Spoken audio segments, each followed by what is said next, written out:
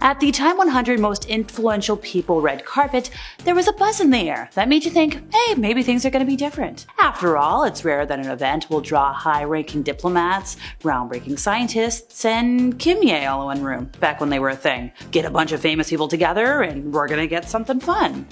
Granted, it must be said that that evening in particular truly belonged to comedian Amy Schumer, who was being honored for her show Inside Amy Schumer. So Kim Kardashian and Kanye West were nearby while the funny woman was being interviewed on the red carpet. With flashbulbs going off, Kim in this beautiful lace gown with a massive skirt, and then Kanye next to her looking like he does. They were there. And then all of a sudden, Amy started walking towards them. Was she gonna say hi? No, she threw herself in front of them, pretending like she had stumbled, and then laid there, completely face down on the carpet for quite a period of time. So Kim and Kanye pretended not to notice, and then we got Laverne Cox being like, yes, Amy, yes! And I guess everybody laughed. So Kanye looked at Amy, still serious, but then after hearing the laughter, I guess Kim smiled, clearly not knowing what was going on, but recognizing that it was supposed to be funny. So after the couple at the time left the red carpet, a photographer was heard yelling from the pit, "Thank you for financing my healthcare and life insurance." And then Amy Schumer was like, "Oh, you're welcome, baby." So she later described her decision to dive in front of the couple on the Graham Norton show, saying, "I saw Kim and Kanye standing there, just owning it, being important. And I think falling is the funniest thing, so I took a dive in front of them." Okay, it's, sometimes you can let those impulsive thoughts stay in your head. Gary Busey repeatedly interrupted Ryan Seacrest. Wow, here we go again. While he was interviewing Laura Linney and Jennifer Garner for E! But the encounter became truly uncomfortable when Ryan asked Gary, "Do you know Jennifer Garner?" And Gary responded by abruptly kissing her neck. Ugh. Jennifer was visibly taken aback, and rightfully so, and responded to Ryan's next question with a very valid one of her own. "Aren't you gonna ask me about getting kissed on the neck on the red carpet by this man?" Yeah, I'd be grossed out and running for the hills and maybe getting physical. Jennifer Lawrence took a heck of a tumble at the 2014 Oscars, but this wasn't on the telecast.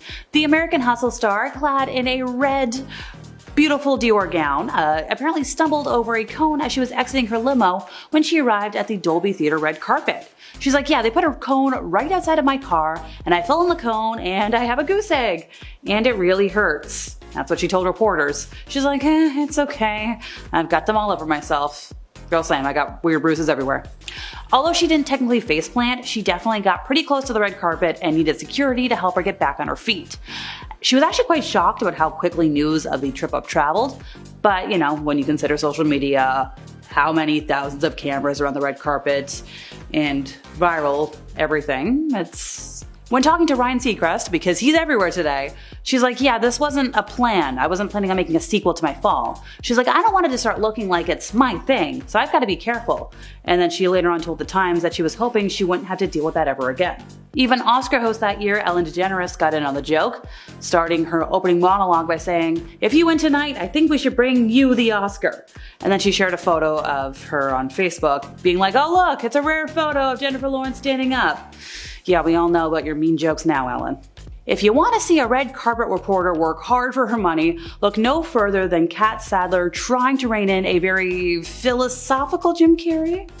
So he was in attendance at the Harper Bazaar's Icons party and said, "I wanted to find the most meaningless thing that I could come to and join," and then proceeded to explain how nothing was real, not even to him.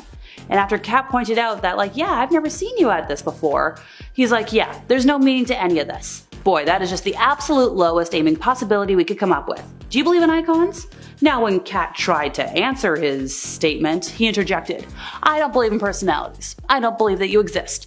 But there is a wonderful fragrance in the air." Carrie even looked in the camera and gave this whole speech. "I don't believe in icons. I don't believe in personalities. I believe that peace lies beyond personalities, beyond invention and disguise, beyond the red S that you wear on your chest that makes things bounce off.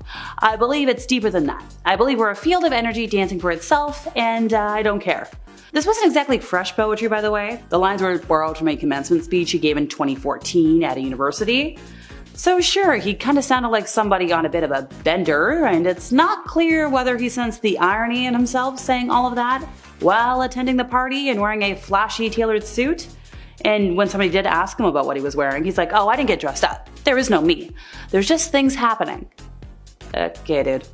Alrighty, folks, fun fact about me, Zac Efron was my first celebrity crush. I had the posters on the wall, the High School Musical bedding, you name it.